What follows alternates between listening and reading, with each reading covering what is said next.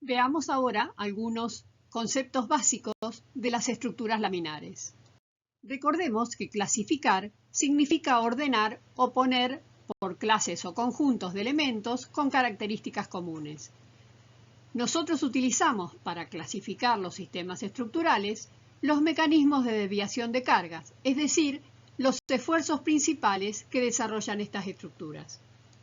De esta manera, ya lo hemos visto, clasificamos en estructuras de tracción pura, de compresión dominante, estructuras de flexión dominante, de barras y estructuras laminares.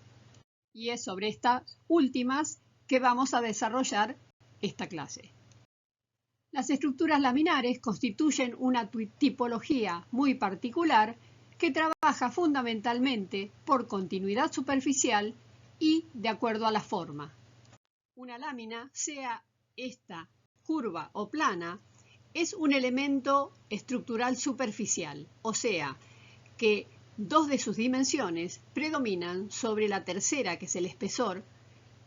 Obviamente, este último va a ser mínimo. Y dadas estas características, la única posibilidad que tiene una lámina es de resistir a partir de la forma. O sea, una lámina plana, para tener capacidad resistente, deberá ser plegada, y una lámina curva tendrá que tener la forma adecuada para garantizar su resistencia.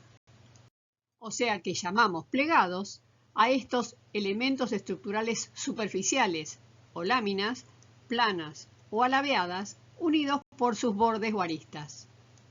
Estos plegados podrán tener diferentes formas geométricas, desde la sección triangular, trapecial, sección en greca y diferentes combinaciones de todas estas. Pueden ser plegaduras prismáticas formadas por láminas rectangulares o plegaduras piramidales formadas por láminas triangulares. En este caso, por ejemplo, podemos verlo en la planta que los triángulos se invierten y esto hace que el espacio interior resulte también con una riqueza formal diferente. Vemos en este caso un plegado realizado con hormigón armado que conforma la cubierta de un estadio deportivo. Dijimos que los plegados son láminas que se vinculan en las aristas, pero además de estas necesitan como apoyo un elemento particular denominado tímpano. Este tímpano, que se coloca en ambos extremos del plegado, será el encargado de mantener la forma y a su vez de recibir los esfuerzos que llegan en el sentido longitudinal. Podemos ver que puede ser materializado de distintas maneras, puede ser un elemento lleno, puede ser un tímpano calado que siga la forma del plegado, puede estar colocado sobre la parte superior de la lámina o sobre la parte inferior. Y vemos acá un cuadro de rangos de relación de cada material con la luz que puede cubrir y el espesor necesario.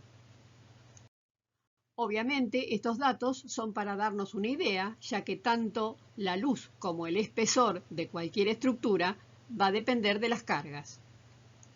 Y como toda tipología estructural, tiene ventajas e inconvenientes.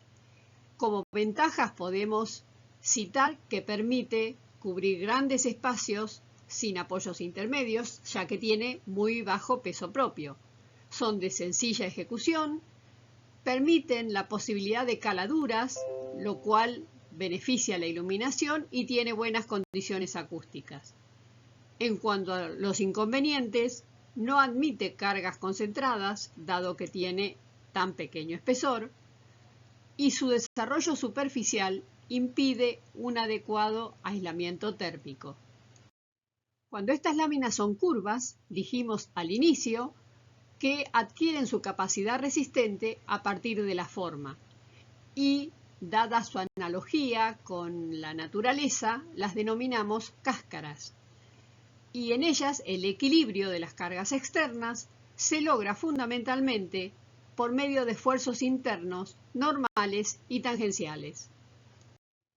Estas cáscaras tuvieron su desarrollo a partir de la década del 60 de la mano del arquitecto Félix Candela de México.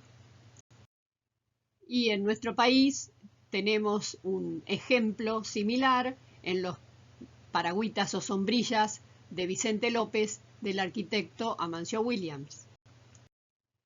Si uno hace la relación entre dimensiones, espesor y capacidad resistente, son realmente sorprendentes.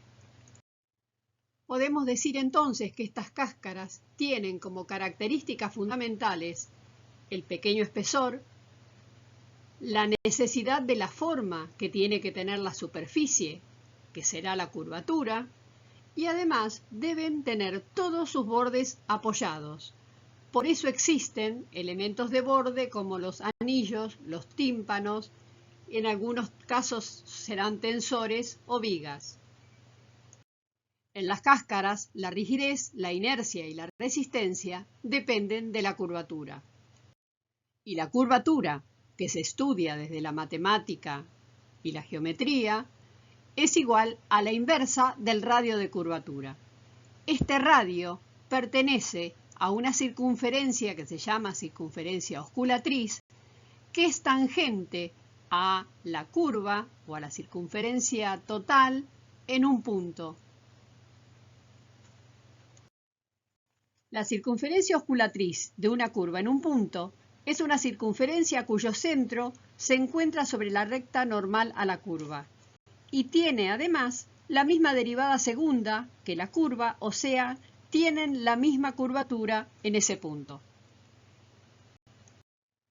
Podemos decir que estructuralmente, a mayor curvatura, mayor inercia y por lo tanto mayor rigidez y mayor resistencia. Podemos decir entonces que una estructura laminar o cáscara tendrá que tener la forma de la superficie adecuada, tiene que tener continuidad estructural y tiene que tener continuidad en todos sus bordes. Se dice que una cáscara trabaja en estado membranal. Este estado membranal es un estado teórico, pero que nos garantiza el comportamiento o la distribución de esfuerzos dentro de la cáscara, de modo que estos sean exclusivamente esfuerzos normales y tangenciales, ya que, dado su pequeño espesor, no admite otro tipo de esfuerzos. Y para ello, la carga debe ser distribuida, debe haber continuidad de superficie, o sea, no puede haber cambios bruscos de curvatura, y debe haber continuidad en los apoyos, o sea que estos no deben restringir o impedir las deformaciones de la lámina.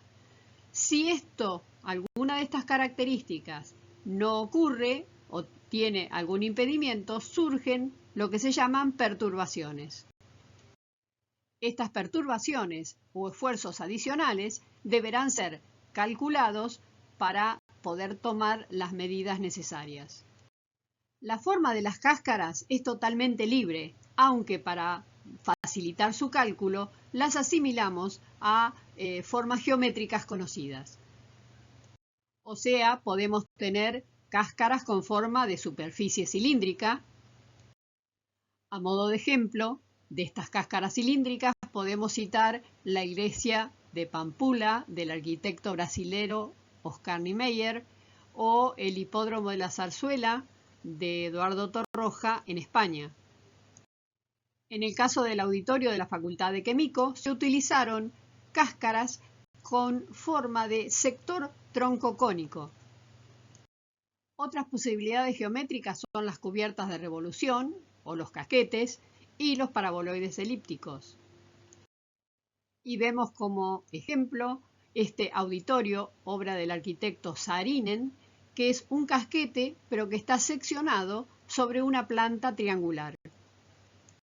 O el aeropuerto de la TWA en Estados Unidos, también de Saarinen, en el cual se puede verificar la libertad de forma y de diseño que brindan este tipo de estructuras laminares. Otra forma geométrica muy utilizada en estas estructuras es el paraboloide hiperbólico o genéricamente llamado silla de montar.